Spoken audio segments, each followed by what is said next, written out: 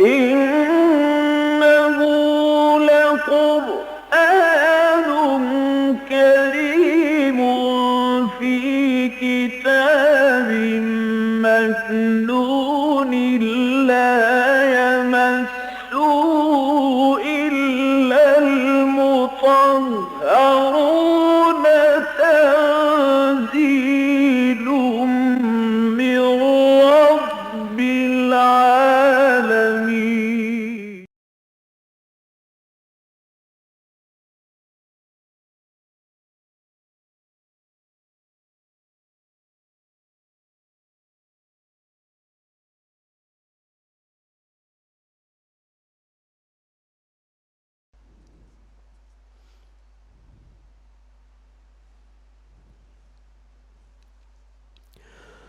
أعوذ بالله من الشيطان الرجيم.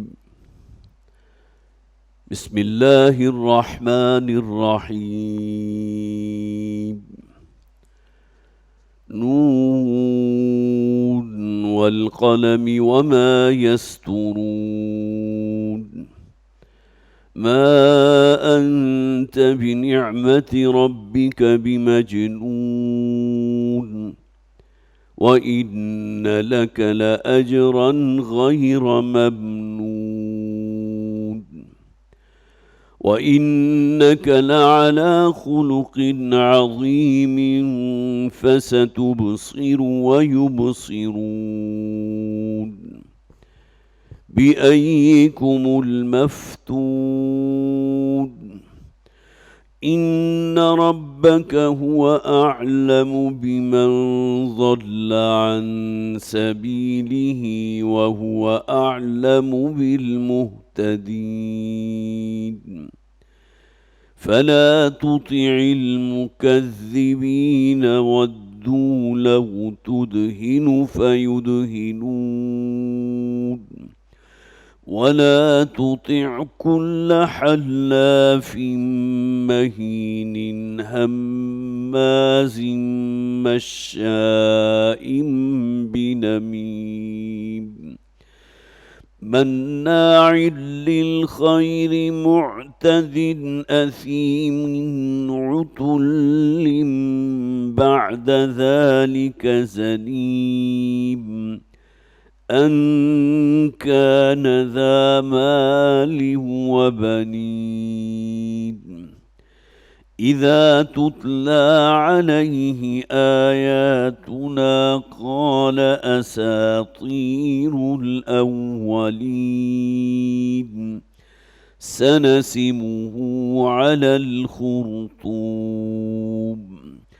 إنا بلوناهم كما بلونا أصحاب الجنة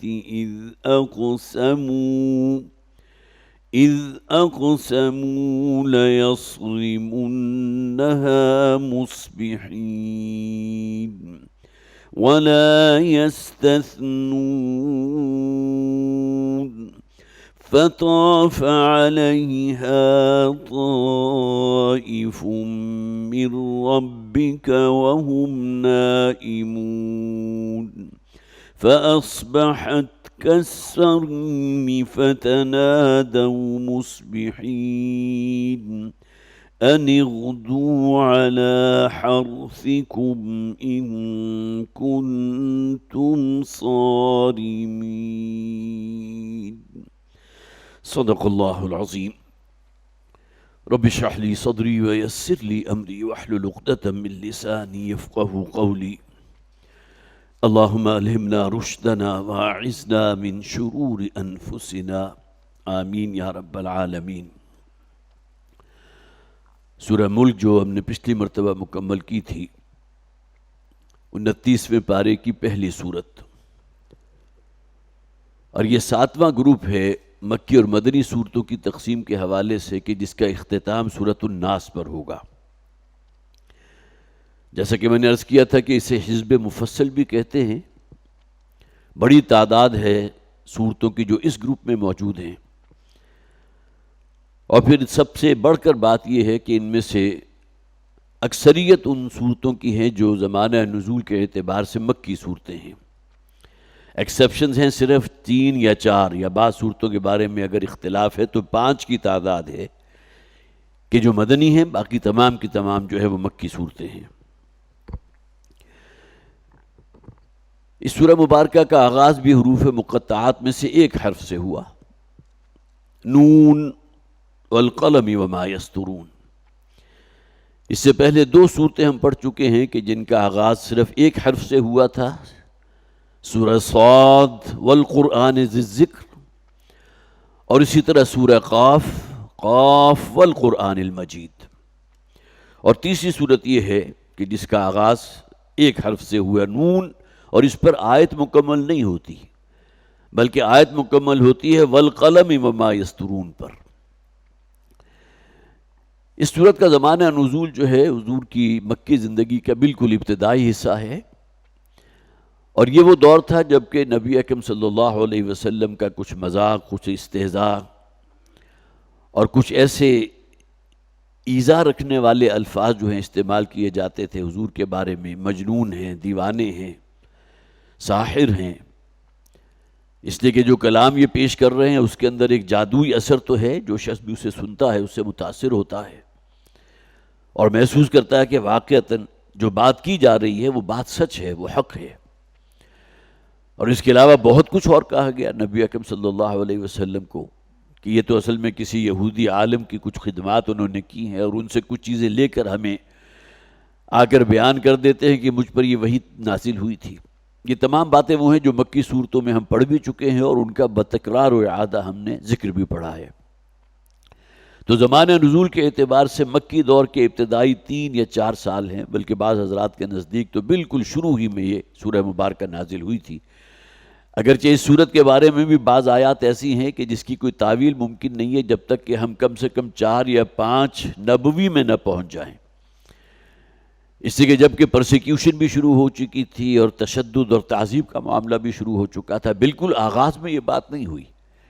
بلکہ شروع میں تو بات کو چٹکیوں میں اڑانے کی کوشش کی گئی کہ یہ نیا دین لے کر آئے ہیں محمد صلی اللہ علیہ وسلم، ہمارا آبائی دین جو بڑا مقدس تھا اور بلکہ ہے جس پہ اوپر ہم اس وقت بھی جازم ہیں، قائم ہیں. تو اس سورہ مبارکہ کا نام جو ہے نون، بلکہ اس کے 2 نام ہیں جو آپ کو مصحف میں ملتے ہیں، سورہ نون بھی اس کو کہتے ہیں، سورہ قلم بھی کہتے ہیں. اور یہ دونوں نام جو ہیں پہلی ہی آیت سے ماخوذ ہیں، نون والقلم وما یسطرون. اب آغاز میں جو بات کی گئی ہے، جیسا کہ میں نے عرض کیا کہ حضور کا تمسخر بھی ہے، استہزاء بھی ہے، پھر مجنون بھی کہہ دیا گیا. اب ظاہر ہے کہ یہ بات جو حضور کو کہی گئی تو اس میں ایک درجے کی ہمدردی بھی غالب ہے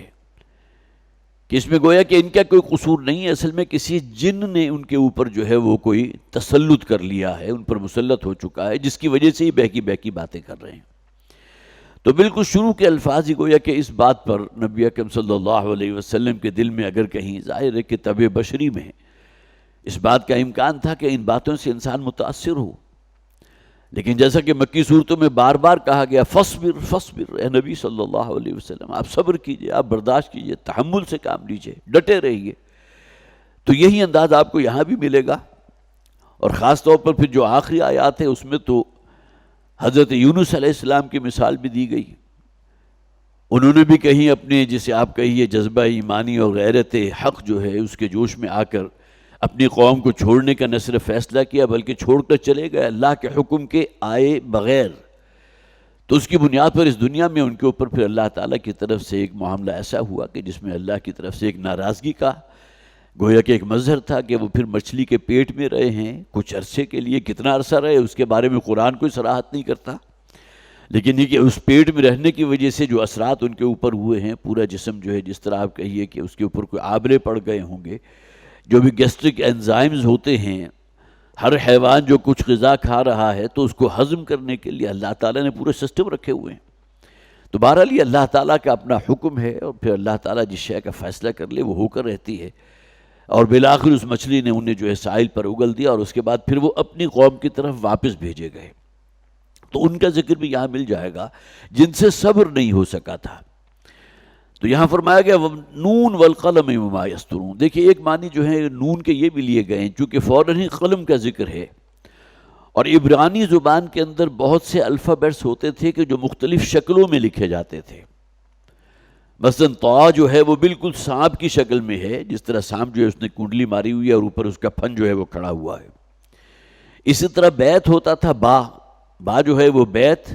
وہ ایک لائن ہے، اس کے دو طرف جو ہے دو چار دیواریاں جیسی چھوٹی چھوٹی سی ہوتی ہیں اور درمیان میں ایک نقطہ لگا دیا، با بن گیا. اسی طرح نون کا لفظ لکھا جاتا تھا عبرانی زبان میں مچھلی کے لیے، اور گویا کہ ایک چھوٹا سا آپ نے کرو لگایا اور ایک طرف ایک ڈاٹ لگا لیا تو وہ ڈاٹ جو ہے مچھلی کی آنکھ بن گئی. تو یہ مچھلی کے لیے ذنون کا لفظ جو ہے قرآن میں غالباً سورہ یونس کے اندر ہم نے پڑھا تھا، وَظَنُّونِ إِذْ ذَهَبَ مُغَاضِبًا. اور مچھلی والے مراد حضرت یونس جن کا بھی میں نے ذکر کیا ہے کہ جب وہ اپنی قوم کو چھوڑ کر چلے گئے اور وہاں سے بہت ہی غضب کی حالت میں گئے تھے، اور ظاہر ہے کہ غضب جو ہے ان کی اپنی ذات کے اعتبار سے نہیں تھا کہ میری قوم نے جو ہے میری دعوت کو رد کر دیا، بلکہ یہ کہ وہ گویا کہ اب اس بات کو تسلیم کرنے کو تیار نہیں تھے. غیرت حق تھی اور حمیت دینی تھی. اور اس کا ایک ترجمہ جو ہے بعض حضرات نے یہ بھی کیا ہے، نون سے مراد دوات ہے. جس طرح دوات بھی گول شکل میں ہوتی تھی اور اس کے اندر سیاہی بھری ہوئی ہے اور قلم اس کے نزدیک موجود ہے، تو شاید جو شخص بھی لکھے گا، کوئی تحریر کرنا چاہے گا، جسے ہم کہا کرتے تھے جب بچپن میں ہم وہ قلم اور تختی لکھا کرتے تھے، سیاہی کی دیوار بھی ہوتی تھی کہ ڈوبا لگاتے تھے. پھر گویا کہ وہ جو بھی قلم ہے جس سے آپ لکھ رہے ہیں اس کو دوات کے اندر جو ہے وہ ایک ڈوبا دے کر اس کے بعد لکھنا شروع کرتے تھے، تاکہ جو بھی سیاہی اس کے ساتھ قلم کی ٹپ کے ساتھ جو لگ جائے گی، چپک جائے گی، تو اس کو پھر گویا کہ آپ آسانی سے لکھ سکیں گے. تو یہاں یہ بھی مراد لی گئی بعض مفسرین کے نزدیک کہ نون سے مراد جو ہے وہ دوات ہے. قلم اور دوات یہ دونوں چیزیں مل کر گویا کہ ایک تحریر کی تکمیل میں اپنا کردار ادا کرتی ہیں. تو نون والقلم وما یسطرون، نون یہ بھی مراد ہو سکتا ہے حروف مقطعات میں سے ایک حرف ہے، جیسے کہ صاد کے کوئی معنی نہیں ہے، اسی طرح قاف کے کوئی معنی نہیں ہے، لیکن قرآن حکیم میں ان دونوں صورتوں کا آغاز ہوا، صاد والقرآن ذی الذکر، قاف والقرآن المجید. تو اسی طرح نون جو ہے وہ بس وہ ایک حرف ہے، اور اس کے بعد والقلم وما یسطرون، اور قسم ہے قلم کی اور جو کچھ اس کے ذریعے لکھا جا رہا ہے، جو یہ لکھ رہے ہیں. اب یہاں مفسرین نے کافی جو ہے طویل بحثیں کی ہیں. سب سے پہلی بات تو یہ کہ قلم کی قسم کھائی گئی. جس طرح ہمیں معلوم ہے کہ انسان مکلف ہے اس اعتبار سے کہ جو حرف بھی اس کی زبان سے نکلا ہے، کوئی قول ما یلفظ من قول الا لدیہ رقیب عتید، کہ کوئی لفظ جو ہے ان کی زبان سے نہیں نکلتا مگر یہ کہ ہمارا ایک بہت ہی مستعد فرشتہ موجود ہے جو اس کو نوٹ کر لیتا ہے، لکھ لیتا ہے. یسطرون سے مراد وہ قلم کے جس کے ذریعے انسان کے اعمال لکھے جاتے ہیں، یہ مراد بھی ہے. اور اسی طرح یہاں یہ بھی مراد لیا گیا کہ قسم ہے اس قلم کی جس کے ذریعے قرآن لکھا گیا. والقلم وما یسطرون، قسم ہے قلم کی جس کے ذریعے قرآن حکیم کی تحریر کی گئی ہے، قرآن حکیم لکھا گیا ہے. اور اسی طرح انسان جیسا کہ میں نے عرض کیا مکلف ہے اپنے عمل کی بنیاد پر بھی، اپنی زبان سے نکلا ہوا ہر فقرہ، ہر لفظ، اور اسی طرح اس کی قلم سے نکلی ہوئی تحریریں، یہ بھی وہ چیزیں ہیں. یہی وجہ عام طور پر کہا جاتا ہے نا کہ یہ قلم جو ہے اس کی بڑی حرمت ہے، اس کی بڑی عزت ہے. اس کا استعمال اگر کہیں غلط ہو گیا اور اس قلم کے ذریعے تمہاری کوئی ایسی تحریریں ہوئی جو خدا فراموشی کی طرف یا یہ کہ جو بھی غلط نظریات ہیں ان کے پرچارک کا ذریعہ بن گئی، تو یہ قلم بھی جو ہے جس کے ذریعے تم نے تحریر کیا ہے یہ بھی مکلف ہے اس اعتبار سے. جسے ہم کہتے ہیں کہ قلم کی حرمت ہے، قلم کی عزت ہے، اسی طرح قلم کی قسم کھائی گئی کہ جو شے بھی لکھی جا رہی ہے وہ گواہ ہے اس بات کی. جیسے کہ میں نے عرض کیا تینوں چیزیں مراد ہیں، جو اعمال لکھے جا رہے ہیں وہ بھی مراد ہیں. قرآن حکیم جو اولاً لکھا گیا، قسم اس قلم کی کہ جس کے ذریعے قرآن حکیم کی تحریر کی گئی ہے، قرآن حکیم لکھا گیا. ما انت بنعمت ربک بمجنون، قرآن حکیم میں جب بھی قسم کھائی گئی ہے تو اس کے بعد مقسم علیہ ہے. یہاں اگلی 3 آیات جو ہیں وہ مقسم علیہ ہیں، قسم کی شے پر کھائی گئی.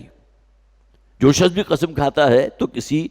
حقیقت پر کھاتا ہے، کسی بات جس کو وہ سمجھتا ہے کہ یہ صحیح ہے اس کو بنیاد بنا کر کوئی قسم کھاتا ہے. تو قسم تو ہو گئی، والقلم قلم کی قسم ہے. کس شے پر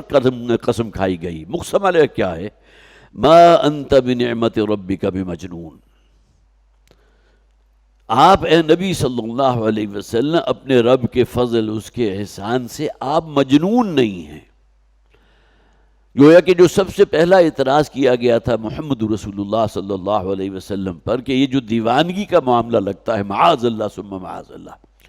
یہ کسی آسیب یا جن کا سایہ ہے حضور پر صلی اللہ علیہ وسلم،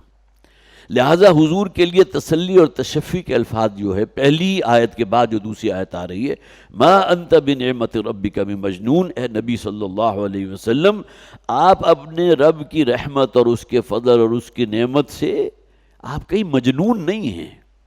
یہ لوگ آپ کو کہہ رہے ہیں کہ انہیں غالباً کوئی عارضہ ہو گیا ہے، معاذ اللہ کوئی دماغی عارضہ ہو گیا ہے، کسی جن کا یا آسیب کا سایہ ان کے اوپر ہو گیا ہے۔ یہ وہ بات ہے جو سورہ سبا کی آیت نمبر 46 کے اندر بھی ایک نئے انداز میں فرمائی گئی، قُلْ إِنَّمَا أَعِظُكُمْ بِوَاحِدَةٍ، اے نبی ان سے کہہ دیجئے، ظاہر ہے کہ جب لوگوں کی طرف سے تمسخر استہزاء بھی ہو رہا تھا، دیوانہ کہا جا رہا تھا، مجنون کہا جا رہا تھا، ساحر اور کاہن کہا جا رہا تھا، اے نبی آپ ان سے کہہ دیے انما اعظکم بواحدۃ، کہ میں تمہیں نصیحت کرتا ہوں، میں تمہیں تلقین کرتا ہوں کہ صرف ایک بات کی، بواحدۃ، میری صرف تمہارے سے یہ اپیل ہے، یہ درخواست ہے، ان تقولوا للہ مثنی و فرادا، کہ تم خدا کے لیے تم لوگ جو ہے ذرا سوچو، خواہ اکیلے ہو کر سوچو، تخلیے میں، تنہائی میں، ذرا دل کے گہرائی میں جا کر جو ہے اس سوال کا جواب دو، یا یہ کہ مل جل کر مشاورت کر لو، دو افراد مثنی و فراد، جب زیادہ انسان جمع ہو جاتے ہیں تو پھر کنٹرول نہیں رہتا، پھر تو گویا کہ کوئی شخص ہوگا جو کسی بات کو کسی دوسری طرف لے جائے گا۔ اگر کسی بات کے اوپر آپ نے غور کرنا تو اولاً تنہائی اور تخلیے میں غور کرو،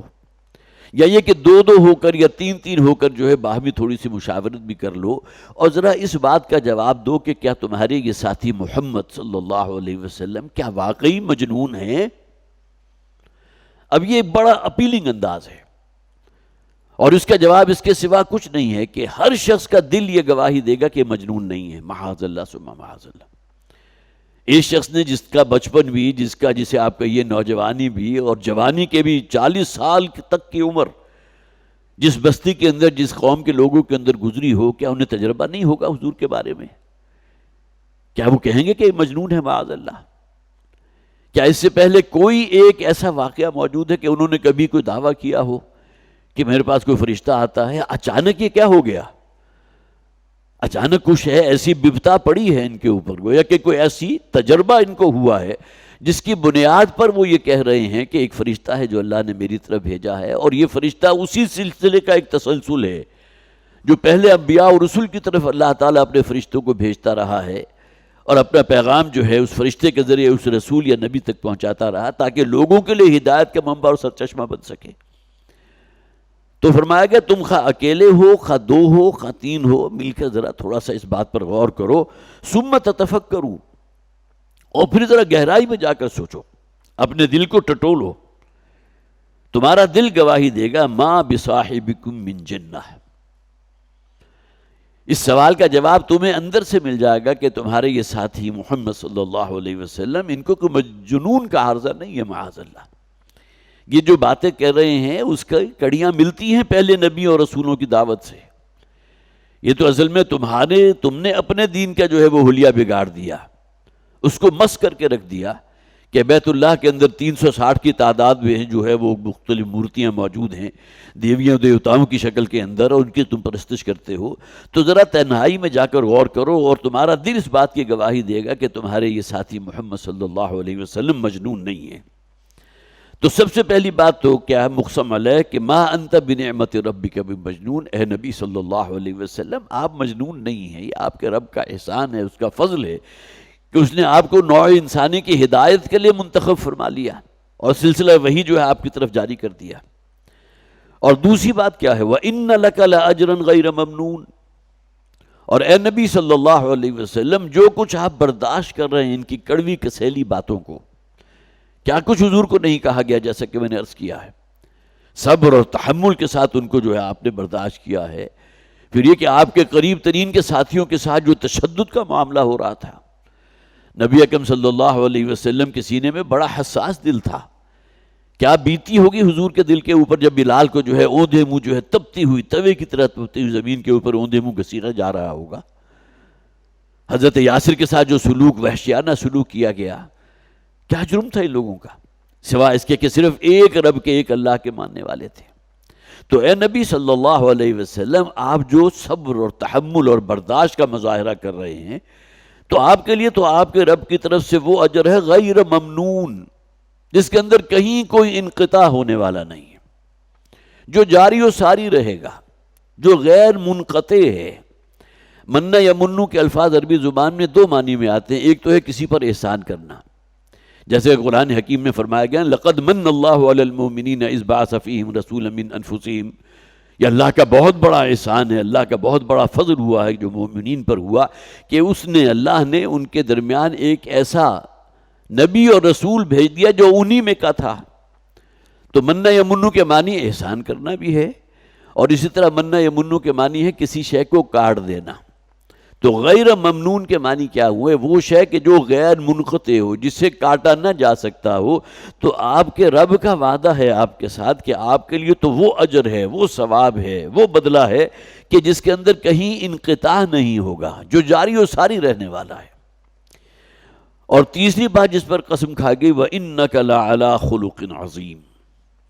اور اے نبی صلی اللہ علیہ وسلم، آپ تو بہت عظمت والے خلق کے اوپر ہیں،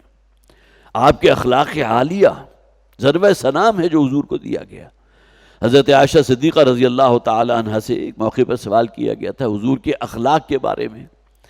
اس لیے کہ جہاں تک نبی اکرم صلی اللہ علیہ وسلم کی جلوت کا معاملہ تھا وہ تو تمام صحابہ کرام اس پر گواہ تھے، لیکن خلوت کے معاملات بھی تو ہوتے ہیں نا۔ گھر کی چار دیواری کے اندر حجرے میں اپنے ازواج کے ساتھ حضور ہیں، تو آپ کے اخلاق کیسے ہوتے تھے؟ بہت سے لوگ ایسے ہوتے ہیں جو لوگوں کے سامنے تو بڑے مسکراتے ہوئے چہرے کے ساتھ ہیں، لیکن گھر کے دروازے سے جیسے ہی داخل ہوئے تو کرختگی ان کے اوپر جو ہے وہ چھا گئی ہے، وہ طاری ہو گئی۔ اب یہ ڈوئل پرسنالٹیز ہوتی ہیں جو ہمارے اندر بھی موجود ہوتی ہیں، جسے کہتے ہیں نا کہ ہاتھی کے دانت جو ہے وہ دکھانے کے اور ہے، کھانے کے اور ہے، محاورتاً استعمال ہوتا ہے۔ لوگوں کے نزدیک کچھ لوگوں کا جو ہے رویہ یا طرز عمل یا ان کی مسکراہٹ ہے اور ان کا جو ظاہری، جسے آپ کہیے اس کی جو اپیرنس ہے، وہ بالکل دوسری ہے۔ اور گھر والوں سے پوچھ کر دیکھیں تو معلوم ہوگا تو یہاں تو ہر وقت ان کے ہاتھ میں جو ہے ڈنڈا موجود ہوتا ہے، اور سختی کے اوپر جو ہے وہ اپنی اولاد کے بھی درپے رہتے ہیں، اور اپنی بیوی کو بھی، جسے آپ کہتے ہیں کہ اس کو اسی لاٹھی سے ہانکتے ہیں۔ تو یہ کیفیت تو حضور کے بارے میں صحابہ نے سے بعد نے سوال کیا حضرت عائشہ سے کہ کیا ہمیں ذرا حضور کے اخلاق کے بارے میں بتائیے۔ تو حضرت عائشہ نے سوال کیا ان سے، کیا تم قرآن نہیں پڑھتے؟ تو انہوں نے جواب دیا کیوں نہیں، ہم قرآن پڑھتے ہیں۔ تو حضور نے، حضرت عائشہ نے فرمایا کان خلقہ القرآن، حضور کے اخلاق کے بارے میں اگر تمہارا سوال ہے تو جا کر قرآن پڑھ لو۔ حضور تو قرآن مجسم تھے، گویا کہ جس وصف کا، جس صفت کا، جس اچھائی کا، بھلائی کا ذکر قرآن میں موجود ہے، بدرجہ اتم نبی اکرم صلی اللہ علیہ وسلم کی ذات میں موجود تھا۔ یہی وجہ ہے کہ حضور نے فرمایا اپنے بارے میں، آپ کی بعثت کے بہت سے پہلو ہے، انی بعثت لاتمم مکارم الاخلاق، مجھے تو مبعوث کیا گیا ہے، اور میری بعثت کی ایک غرض یہ بھی ہے کہ جو مکارم اخلاق ہیں، اس کا جو کلائمیکس ہے، جو اس کا عروج ہے، وہ تم لوگوں کے اوپر واضح کرو اور خود اس پر عمل کر کے دکھاؤ۔ لِأُتَمِّمَ مَكَارِمَ الْأَخْلَاقِ، مکارم اخلاق جو بلند اخلاق ہیں، اس کی مثال خود بنو۔ اور ظاہر ہے کہ نبی اکرم صلی اللہ علیہ وسلم کے اسوے کی جو شخص بھی اتباع کرے گا تو کچھ نہ کچھ جھلک جو ہے وہ تو ان کے اندر بھی موجود ہوگی نا۔ جیسا کہ ایک حدیث ہے، اگرچہ اس کے بارے میں اختلاف ہے کہ وہ اپنی اصل کے اعتبار سے جو ہے وہ مضبوط ہے یا نہیں، لیکن یہ کہ بہرحال الفاظ ہیں جو ملتے ہیں، تخلقوا باخلاق اللہ، اللہ تعالیٰ کی جو صفات ہے نا، وہ صفات اپنے اندر پیدا کرنے کی کوشش کرو، اگرچہ نسبت و تناسب کوئی ہے ہی نہیں کہ اللہ معاف فرمانے والا ہے، تمہارے اندر بھی وہ صفت ہونی چاہیے۔ اللہ درگزر فرمانے والا ہے، اللہ رحمت فرمانے والا ہے، اللہ تعالیٰ کی اگرچہ صفت اور بھی ہے، شدید العذاب بھی ہے، شدید ذوانتقام بھی ہے، لیکن جو اچھی صفات ہیں اللہ تعالیٰ کی، یہ نہیں کہ دوسری صفات کے بارے میں معاذ اللہ ہم یہ کہیں، لیکن جہاں اپوزٹ آئی ہیں باتیں، وہ الخافض بھی ہے، الرافع بھی ہے، بلندی عطا فرمانے والا ہے، پستی میں ڈال دینے والا بھی ہے، اور اسی طرح جو ہے وہ رحیم بھی ہے، غفور بھی ہے، لیکن ان بطش ربک لشدید، تمہارے رب کی پکڑ جو ہے وہ بھی بڑی شدید ہے۔ تو تخلقوا باخلاق اللہ، اللہ تعالیٰ کی جو اوصاف ہیں، جو صفات ہیں اللہ کی، اس کی جھلک اپنے اندر پیدا کرنے کی کوشش کرنی چاہیے۔ تو یہ 3 آیات جو اگلی ہیں یہ اصل میں مقسم علیہ ہیں، اور قسم کیا تھی؟ والقلم، قسم ہے قلم کی، اور قلم کے ذریعے جو لکھا جا رہا ہے، جو تحریر کی جا رہی ہے، اس کے بارے میں مختلف مفسرین کی آراء جو ہے میں نے آپ کے سامنے رکھ دی۔ فَسَتُبْصِرُ وَيُبْصِرُونَ، اور یہاں اخلاق عالیہ کے حوالے سے نوٹ کیجئے، حضرت زید ابن حارثہ رضی اللہ تعالی عنہ یہ اصل میں غلام تھے حضرت خدیجہ کے رضی اللہ تعالی عنہ، جو حضور کی زوجہ ہیں۔ تو جیسا ہی حضرت خدیجہ سے نکاح ہوا تو حضرت خدیجہ نے حضرت زید ابن حارثہ کو حضور کے حوالے کر دیا کہ آج کے بعد سے یہ آپ کی غلامی میں ہے۔ کتنا طویل عرصہ انہوں نے حضور کے ساتھ گزارا، 10 نہیں 20 سال، لیکن یہ کہ ان کے اپنے الفاظ یہ ہیں کہ آج تک نبی اکرم صلی اللہ علیہ وسلم نے مجھے نہ کسی بات کے اوپر ڈانٹا ہے، نہ جھڑکا ہے، نہ کسی بات کے اوپر میری سرزنش کی ہے۔ حالانکہ بچے ہونے کے حوالے سے بھی اس بات کا اختیار تھا کہ وہ غلطی کرے تو اس کو ڈانٹ ڈپٹ تو یہ تو ہو ہی جاتی ہے نا، ہم سے بھی ہو جاتی ہے، لیکن چونکہ غلام تھا تو لہٰذا یہ اختیار بھی آقا کو حاصل ہے کہ ایک آدھ جو ہے تھپڑ بھی رسید کر دیا جائے۔ اس کو تو بہت دور کی بات، کسی بات پر نہ ناراض ہوئے ہیں، نہ مجھے ڈانٹا ہے، نہ جھڑکا ہے، نہ میری سرزنش کی ہے۔ اسی طرح حضرت انس رضی اللہ تعالیٰ عنہ فرماتے ہیں اپنے بارے کہ مجھے 10 سال حضور کے خادم کی حیثیت سے، یہ حضور کا جو مدنی دور ہے، حضور کی معیت کا شرف حاصل رہا ہے، لیکن اس پورے دورانیے کے درمیان حضور کبھی مجھ سے نہ ناراض ہوئے اور نہ ہی کسی بات پر مجھ سے خفا ہوئے یا مجھے ڈانٹا۔ تو یہ اصل میں اخلاق عالیہ کا جسے آپ کا یہ کلائمیکس ہے، یہ تو جذبات ہیں جو انسان کے اندر فطری طور پر موجود ہوتے ہیں۔ غصہ بھی آ جاتا ہے، کسی بات کے اوپر انسان جو ہے غضب کی کیفیت میں چلا جاتا ہے، اس کو کنٹرول اپنے اوپر نہیں رہتا، لیکن جو فرمایا گیا اِنَّكَ لَعَلَىٰ خُلُقٍ عَظِيمٍ، اے نبی صلی اللہ علیہ وسلم آپ کی تو تخلیق ہی ہوئی ہے بہت ہی عظمت والے اخلاق کے اوپر۔ فَسَتُبْصِرُ وَيُبْصِرُونَ، تو اے نبی یہ بھی عنقریب دیکھ لیں گے اور آپ بھی دیکھ لیں گے انجام کیا ہونے والا ہے،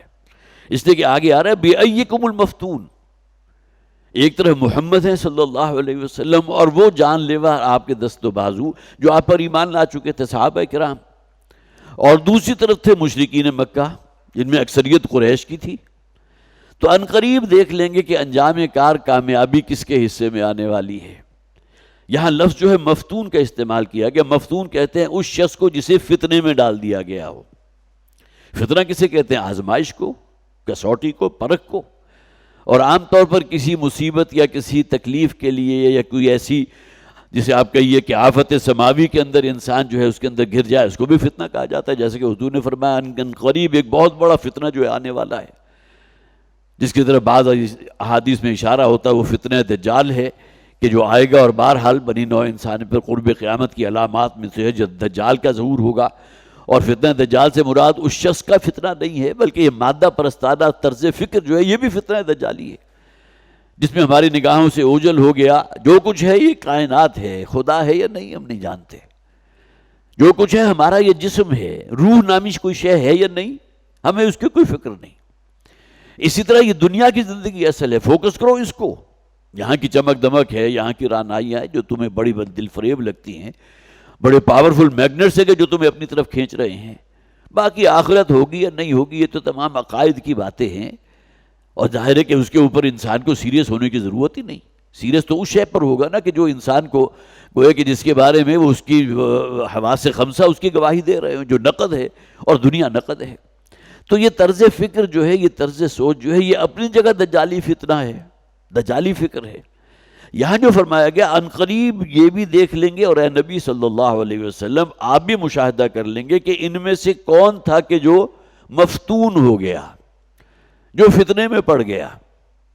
قرآن تو کہتا ہے انما اموالکم و اولادکم فتنہ، ہر انسان اس اعتبار سے مفتون ہے کہ اگر کہیں وہ فتنے میں مبتلا ہو گیا اپنی اولاد اور اپنے مال کی وجہ سے، اپنے رب کو بھول گیا، آخرت کو بھول گیا، مرنے کا جو ہے وہ اس کا تصور اپنے ذہن سے اس نے کہیں نکال باہر کیا، یہی مال، یہی اولاد، یہی اصل ایسٹ ہے۔ تو بِأَيِّكُمُ الْمَفْتُونُ، وہ وقت زیادہ دور نہیں ہے جب کہ معلوم ہو جائے گا کہ مفتون کون ہے، کس کو فتنے میں مبتلا کیا گیا۔ چند ہی برسوں کی بات ہے،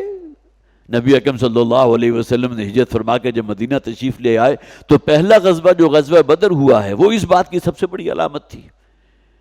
کہ رب کی تائید اور نصرت کس کو حاصل ہے، حق کس کے ساتھ ہے، کون حق پر ہے۔ اللہ تعالیٰ نے جو عظیم الشان فتح عطا فرمائی تھی مسلمانوں کو، تو بِأَيِّكُمُ الْمَفْتُونُ، کون ہے تم میں سے جو فتنے میں مبتلا ہو چکا۔ یا بعض حضرات نے جو ہے مفسرین نے مفتون سے مراد مجنون بھی کہا ہے، کہ عنقریب وہ وقت آ جائے گا کہ پتہ چل جائے گا کہ مجنون کون تھے، محمد تھے صلی اللہ علیہ وسلم، یہ قریش والے مجنون تھے۔ ان ربک هو اعلم بمن ضل عن سبیلہ، یقیناً اے نبی صلی اللہ علیہ وسلم آپ کا رب تو خوب جانتا ہے اسے بھی کہ جو اس رستے سے بھٹک گیا جو اللہ کا رستہ تھا، عن سبیلہ، یہاں مراد وہ ایک فطرت سلیمہ والی بات بھی ہے، جیسا کہ حضور نے فرمایا نا، کل مولود یولد علی الفطرہ، ہر انسانی بچہ جو پیدا ہوتا ہے فطرت اسلام لے کر آتا ہے، تو اس کے والدین ہیں، اس کے ماحول ہے، اس کے اعزاء و قارب ہیں، اس کے قبیلے والے ہیں، جو انوائرمنٹ اسے ملا ہے اس کی وجہ سے کوئی یہودی ہو گیا، کوئی نصرانی ہو گیا، کوئی مجوسی ہو گیا۔ باقی یہ کہ فطرت اسلام کی کلین سلیٹ، ہر بچہ جو آتا ہے اس دنیا میں وہ فطرت اسلام کی کلین سلیٹ لے کر آتا ہے۔ ان ربک هو اعلم بمن ضل عن سبیلہ، تو جو شخص وہ جو رستہ تھا جو اللہ نے فطرتاً بھی انسان کے اندر ودیت کر دیا، فألہمہا فجورہا وتقواہا، اور سب سے بڑھ کر یہ کہ اللہ تعالیٰ وقتاً فوقتاً اپنے نبیوں اور رسولوں کو بھی بھیجتا رہا ہے تاکہ اس رستے کو واضح کر دیں، صراط مستقیم ہے کون سی، ہدایت کا رستہ کون سا ہے۔ ان ربک هو اعلم بمن ضل عن سبیلہ، تمہارا رب خوب جانتا ہے اس کو بھی جو اللہ کے رستے سے بچل گیا ہے، بھٹک گیا ہے، وَهُوَ أَعْلَمُ بِالْمُهْتَدِينَ، اور اسے علم ہے ان کا بھی کہ جو راہ پانے والے ہیں، جو گویا کہ محمد رسول اللہ صلی اللہ علیہ وسلم پر ایمان لا چکے اور اب وہ دست و بازو بن چکے ہیں حضور کے صلی اللہ علیہ وسلم۔ اور اس بات کو بھی ذہن میں رکھیے، جب یہ سورہ مبارکہ نازل ہوئی رہی تھی تو اس وقت حضور پر ایمان لانے والوں کی تعداد شاید 50 سے بھی کم تھی، کہاں وہ مدینہ میں مکہ رہنے والے جو ہیں وہ سینکڑوں یا ہزاروں میں ہوں گے۔ اگر غزوہ احد کے موقع پر 3000 کی تعداد جو ہے مکہ سے نکل سکتی ہے تو کتنی بڑی تعداد ہوگی کہ جو پیچھے رہ جانے والوں کی ہوگی۔ تو کوئی چھوٹا موٹا شہر تو نہیں تھا، ام القریٰ کہا جاتا تھا کہ تمام بستیوں کی ماں ہے یہ شہر مکہ۔ فلا تطع المکذبین،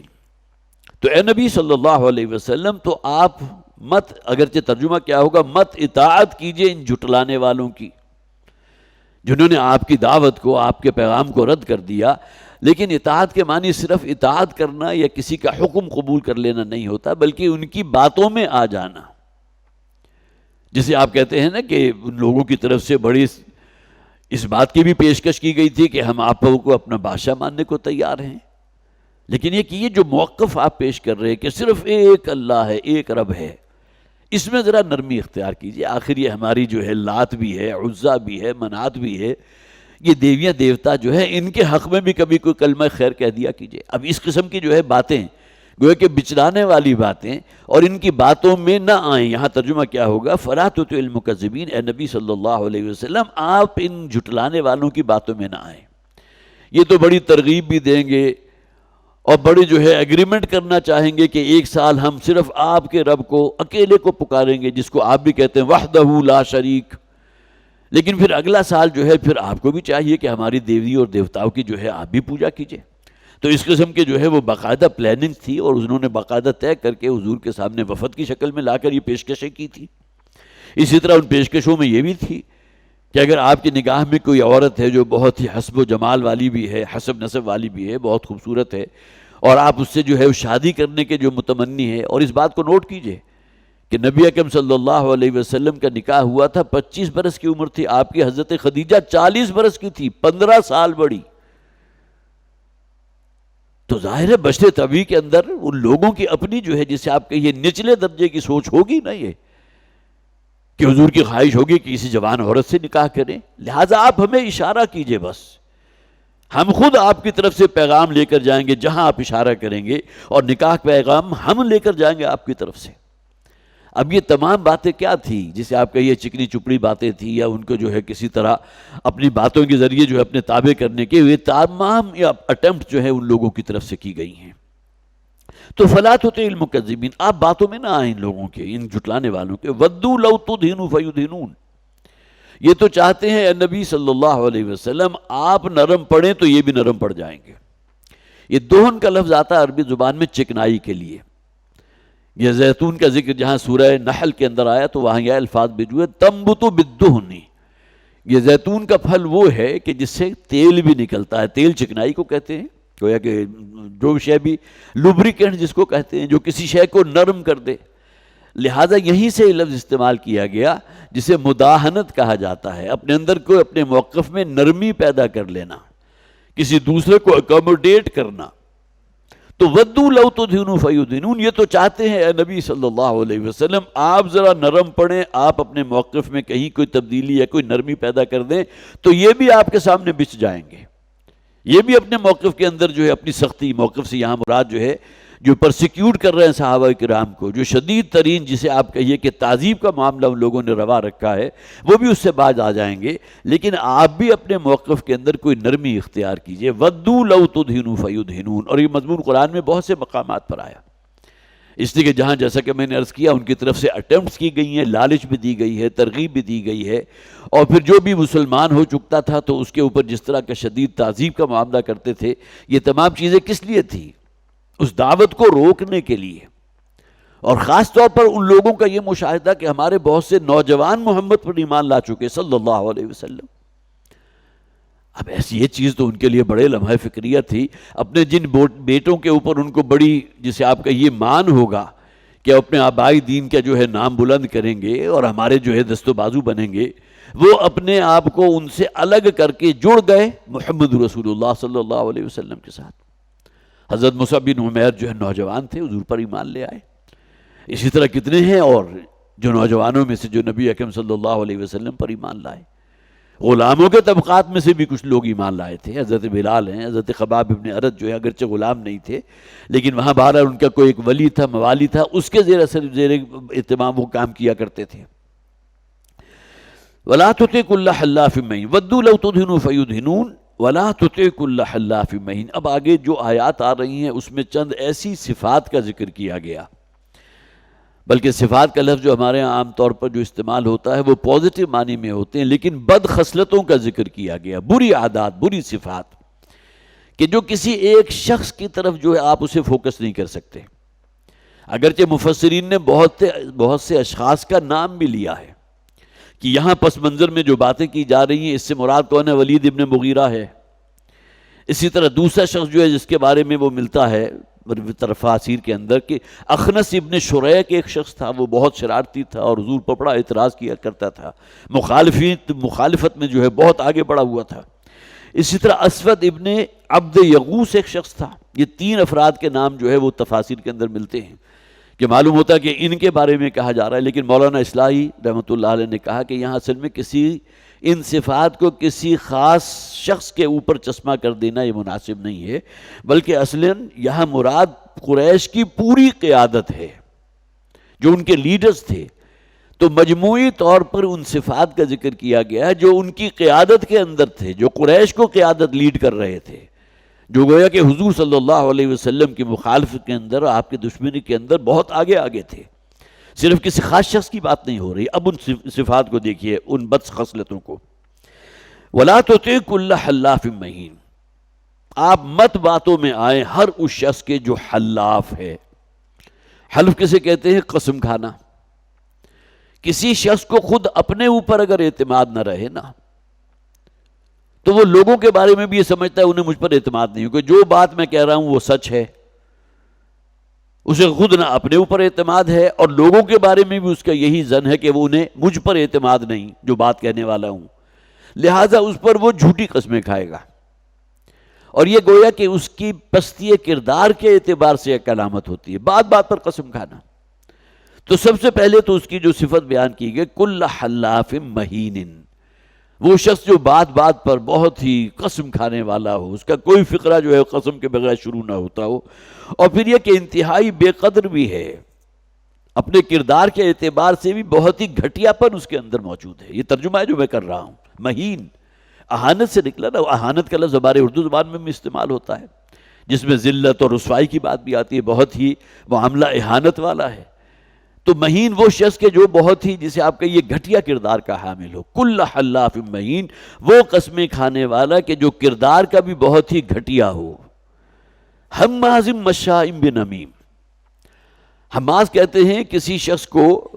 کوئی تانا دینا، یہاں ترجمہ تانا دینا کیا گیا، لیکن ہمزن اصل میں آتا تھا، یہ اس طرح ہوتی تھی، گھوڑے کے اوپر جو شخص سوار ہوتا تھا تو اس نے جو جوتا پہنا ہوتا تھا تو اس کے اندر والی سائیڈ جو ہے، جو انر سائیڈ ہے جوتے کی، اس کے اوپر وہ کوئی نوکدار چیز لگا دیا کرتا تھا. اور جب بھی وہ کوئی گویا کہ جسے ہم مہمیز لگانا کہتے ہیں نا، گھوڑے کو تیز بھگانا ہے یا یہ کہ جو بھی اس سے کوئی کام لینا ہے، تو وہ مہمیز اس کو لگایا کرتا تھا وہ سوار، اپنے اس جوتے کو جو ہے گھوڑے کے پیٹ کے ساتھ جو ہے وہ زور سے دباتا تھا، اور وہ نوکدار چیز جب اسے چبھتی تھی تو وہ ایڑ لگاتا تھا. تو حماز اصل میں اس کو کہتے ہیں، تانا دینے والا، کسی کو چڑھانے والی باتیں کرنے والا، لگائی بجھائی کرنے والا. جیسے کہ آگے آ بھی جائے گا، مشائم بنمیم، ایک طرف تو وہ تانا دینے والا ہے اور دوسری طرف مشائم بنمیم، اور وہ چلت پھرت ہے، اس کی آنیاں جانیاں ہیں چغل خوری کرنے کے اعتبار سے، لگائی بجھائی کر رہا ہے، ادھر کی بات ادھر جوڑ دی، ادھر کی بات ادھر جوڑ دی. اور ہر معاشرے کے اندر ایسے لوگ موجود ہوتے ہیں جن کی آنیاں جانیاں اسی کام کے لیے ہوتی ہیں. یہاں سے کوئی سنبن لی تو جا کر اس کی کان میں ڈال دیا، وہاں سے کوئی بات آئی تو اس کے کان میں ڈال دی. تو معاشرے کے اندر یہ لوگ ظاہر ہے کہ کبھی بھی، جسے آپ کہیے کہ ایک صالح کردار کا حامل شخص جو ہے، کبھی بھی اس قسم کی شخصیت کو قبول نہیں کرتا. تو جیسے میں نے عرض کیا تھا کہ وہاں کی جو بھی لیڈرشپ تھی، جو بھی وہاں کے جسے آپ کہیے قریش کی جو پوری قیادت تھی، ان کے اندر یہ اوصاف موجود تھے کہ جس کو یہاں چند آیات کے اندر جو ہے قرآن حکیم نے جس کو منحصر کیا ہے. تو حمازن تانے دینے والا، مشائم بنمیم، اور وہ خوب چلنے پھرنے والا، بھاگ دوڑ کر رہا ہے لوگوں کے اندر چغل خوری کرنے کے لیے. مناع للخیر، دیکھیے اگلا جو ان کی بد خصلت ہے اس کو ذکر کیا گیا، ہر خیر کا روکنے والا. خیر سے مراد روپیہ پیسہ بھی ہے، دولت بھی ہے، اس لیے کہ یہی دولت اور روپیہ پیسہ ہے جو انسان کے لیے نیک عمل کرنے کا باعث بھی بن سکتی ہے. وہی پیسہ اگر خرچ کرے گا خدمت خلق میں، دین کی اشاعت کے لیے، تو اپنے لیے توشہ آخرت بنا لے گا اپنی خرچ کی ہوئی رقم کو. تو یہاں خیر سے مراد وہ بھی ہے مناع للخیر، گویا کہ انتہائی بخیل، مال و دولت کو روک کر رکھنے والا. اپنے کھتے بھر بھر کے رہیں، اپنے ہاں جو ہے اس دولت کو خوب سینچ کر رکھو، کہیں ہاتھ جیب کی طرف نہ چلا جائے کسی کو، کسی ضرورت مند کی مدد کے لیے، کسی بھی ایسے شخص کے لیے جو بڑی تکلیف کے اندر مبتلا ہو، جبکہ اللہ نے تمہیں وسعت دی بھی ہے لیکن اس کے باوجود جو ہے تم اس کے لیے تیار نہ ہو، بخیل انسان. اسی طرح خیر کا لفظ جو ہے نیکی اور بھلائی کے لیے بھی آتا ہے. تو نیک کام میں روڑے اٹکانے والا، اس کے اندر رکاوٹ پیدا کرنے والا، یہ بھی مراد ہو سکتی ہے مناع للخیر سے. اور اسی طرح روپے پیسے کو روک کر رکھنے والا، اس کو خرچ کرنے سے گریز کرنے والا. معتدن، انتہا، حد سے نکلا ہوا، اعتداء، کسی حد کو کراس کر جانا. اور اس میں خاص طور پر جو ذکر کیا گیا اس اعتبار سے کہ دوسروں کے حقوق پر جو ہے وہ ڈاکہ ڈالنے والے، یہ شخصیات بھی معاشرے میں ہوتی ہیں. ایک تو ہے نا کہ زبان کردار ادا کرتی ہے، کسی کو تانا دے دیا، کسی کا مذاق اڑا دیا، حالانکہ ہر مسلمان کی عزت کرنا آپ پر واجب ہے. یہ الگ بات ہے کہ اپنے کردار کی پستی میں وہ اس حد تک گر جائے کہ اپنے آپ کو اس قابل ہی نہ چھوڑے کہ اس کی عزت کی جائے. ورنہ یہ کہ ہر ایک کے ساتھ حسن ظن رکھنا ہے، اس کے ساتھ حسن سلوک کرنا ہے، اس کے بارے میں جیسے آپ کہیے خیر خواہی کا معاملہ کرنا ہے. ہر مسلمان کو زیب دیتا ہے اپنے دوسرے مسلمان بھائی کے لیے. تو دوسرے کے حقوق کو پامال کرنے والا، معتد، ایک حد سے تجاوز کر جانے والا، حد سے بڑا ہوا شخص. اسیم، اور پھر یہ کہ انتہائی گناہ گار، بد کردار شخص. عتل بعد ذالک زنیم، عتل کہتے ہیں اس شخص کو کہ جس کے چہرے کے اوپر بڑی درشتی اور بڑی کرختگی ہو. سختی جو ہے، دل کی سختی انسان کے چہرے کے اوپر بھی گویا کہ اس کا مظہر جو ہے ریفلیکٹ ہو جاتا ہے. تو جس کا دل سخت ہوگا تو اس کے چہرے کے اندر بھی آپ کو ایک سختی کی، کرختگی کی کیفیت نظر آئے گی. عتل اس شخص کو کہتے ہیں کہ جو بہت اجڑ ہے، گوار ہے، ہر بات پر سیخ پا ہو جانے والا، اور اس کی کرختگی جو دل کی ہے اس کے چہرے کے اوپر لکھی ہوئی صاف نظر آ رہی ہو. عتل بعد ذالک زنیم، اور اس سب کے بعد جو ہے وہ زنیم بھی ہے. زنیم اصل میں کہتے ہیں بد اصل کو، جس کی اصل یا جس کا نسب متعین نہ ہو.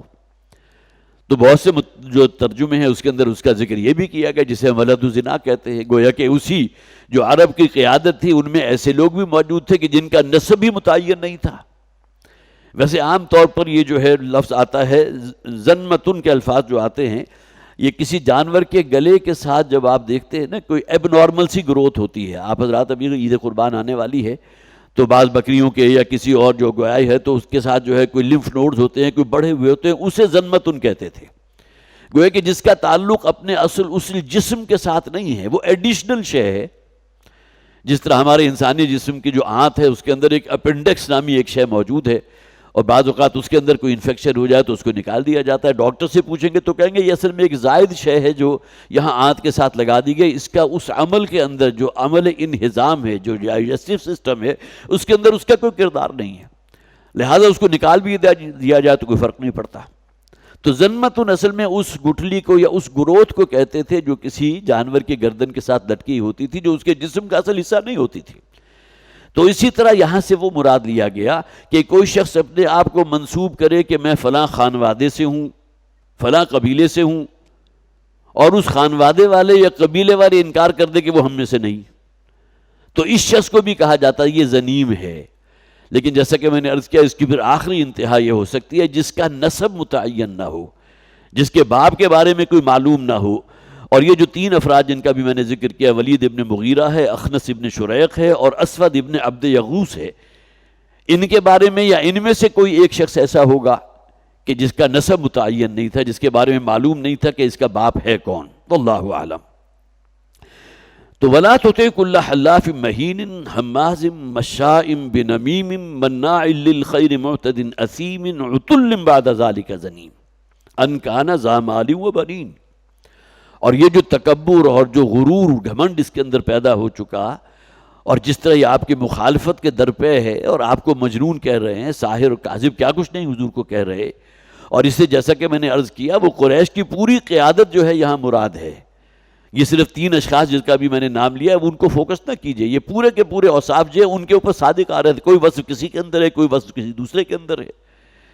تو گویا کہ اس بنیاد کے اوپر کہ اللہ تعالیٰ نے انہیں اس دنیا میں بڑا مال بھی دیا اور اولاد بھی دی. اب یہ ولید ابن مغیرہ جو تھا اس کے کئی بیٹے تھے، انہی میں سے ایک بیٹے ہیں حضرت خالد ابن ولید رضی اللہ تعالیٰ عنہ. یہ ولید جو ہے یہ تو غزوہ بدر کے موقع پر جہنم واصل ہوا تھا، لیکن انہی کے صلب میں ہے نا حضرت خالد ابن ولید رضی اللہ تعالیٰ عنہ، جن کو نبی اکرم صلی اللہ علیہ وسلم نے سیف من سیوف اللہ کا جو ہے وہ لقب عطا فرمایا تھا کہ اللہ کی تلواروں میں سے ایک تلوار ہے. تو اس بنیاد کے اندر ان کے اندر حضور کے خلاف نفرت اور دشمنی اور اس کام کے اندر رکاوٹ پیدا کرنا، یہ تمام جو پورے کردار یہاں واضح کیے جا رہے ہیں اس بنیاد پر کہ اس کے پاس بڑا مال ہے اور بڑی اولاد ہے اس کی. اذا تتلی علیہ آیاتنا قال اساطیر الاولین. اور جب ہماری آیات ان پر پڑھی جاتی ہیں، انہیں پڑھ کر سنائی جاتی ہیں، اور پڑھنے والے کون ہیں؟ محمد رسول اللہ صلی اللہ علیہ وسلم. قرآن کا پیغام انہی کی زبان سے پہنچا نا قریش مکہ کی تک. ابو جہل نے بھی اپنے کانوں سے وہ الفاظ سنے تھے قرآن کی آیات کے، ابو بکر صدیق نے بھی سنے رضی اللہ تعالیٰ. لیکن یہ کہ حضرت ابو بکر صدیق رضی اللہ تعالیٰ عنہ تو گویا کہ حضور نے جو فرمایا، جس کے سامنے میں نے دین کی دعوت توحید پیش کی ہے، کچھ نہ کچھ توقف سب نے کیا سوائے ابو بکر کے رضی اللہ تعالیٰ. اس لیے کہ وہ تو گویا کہ اپنے اس صداقت میں اور اپنی امانت میں اور اپنے کردار کی پختگی میں اور حکمت اور دانائی میں اس مقام تک پہنچے ہوئے تھے کہ انہیں حضور کی طرف سے پیش کردہ کوئی بات اپنے لیے اجنبی محسوس نہیں ہوئی. میں نے یہ جانا کہ گویا یہی میرے دل میں تھا، اور آگے بڑھ کر لبیک کہا اور حضور پر ایمان لے آئے.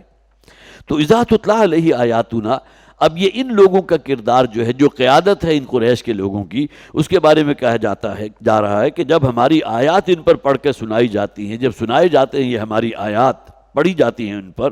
قال اساطیر الاولین، تو یہ کہتے ہیں کہ یہ اصل میں کچھ گزشتہ قوموں کی کہانیاں ہیں، اساطیر الاولین ہیں. یہ تو کچھ نقلیں ہیں، کچھ قرآن میں جو ہے کچھ قصے کہانیاں بیان کر دی گئی ہیں،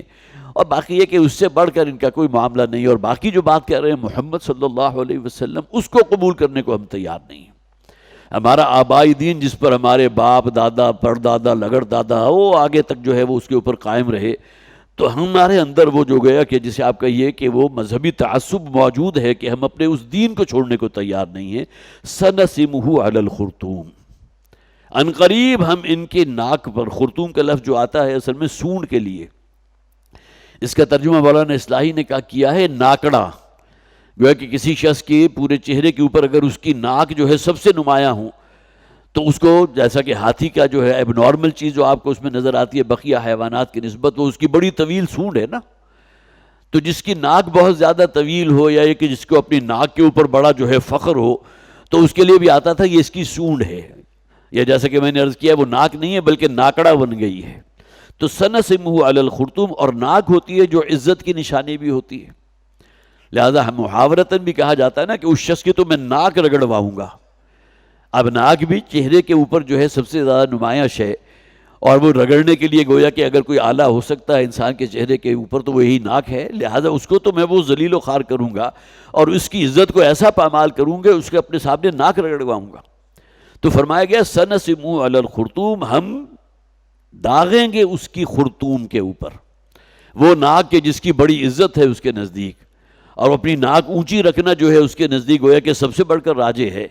اس بنیاد کے اوپر کہ ان کے پاس مال بھی ہے اور اولاد بھی ہے، اور اسی بنیاد پر وہ نبی اکرم صلی اللہ علیہ وسلم کی دعوت کو ٹھکرا بھی رہے ہیں. تو یہ تمام چیزیں جو ہیں گویا کہ بالآخر منتج ہوگی اس بات پر کہ ہم ان کی ناکوں کو رگڑیں گے اور ان کے جو ہے اوپر داغ لگا دیں گے. اور وسم یسیم آتا ہے کسی شے کو داغ دینا، آج کل بھی ہوتا ہے مختلف مویشیوں کے اوپر آپ علامتی نشان لگانے کے لیے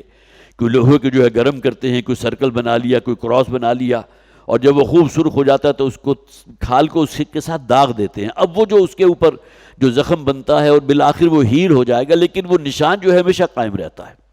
گویا کہ وہ بدنما دھبا جو ہے اس جانور کے اوپر جو اس کی شناخت کا سبب بن جاتا ہے. تو ہم داغیں گے اس کی خرطوم کے اوپر، اس کی وہ ناک کے جس کی عزت کا اس کے نزدیک جو ہے بہت، وہ ناک جو اس کو بہت اعلیٰ مقام دے رہی ہے اس سوسائٹی کے اندر. انا بلوناہم کما بلونا اصحاب الجنہ. آگے اگلی آیات کے اندر ایک خاص جو ہے ایک تمثیل بھی بیان کی جا رہی ہے، اور ایک خیال یہ بھی ہے کہ یمن کا جو علاقہ تھا وہاں صنعاء کے نزدیک کوئی ایک اصحاب تھے کہ جن کا بہت بڑا باغ بھی تھا اور اس کے اندر کھیتیاں بھی تھی، اور یہ واقعہ جو ہے وہ واقعتاً جو ہے وہ تاریخ کا حصہ ہے جس کا یہاں قرآن حکیم نے ذکر کیا. اب انشاءاللہ اس پر اگلی مرتبہ گفتگو ہوگی. بارک اللہ لی ولکم فی القرآن العظیم ونفعنی وإیاکم بالآیات والذکر الحکیم.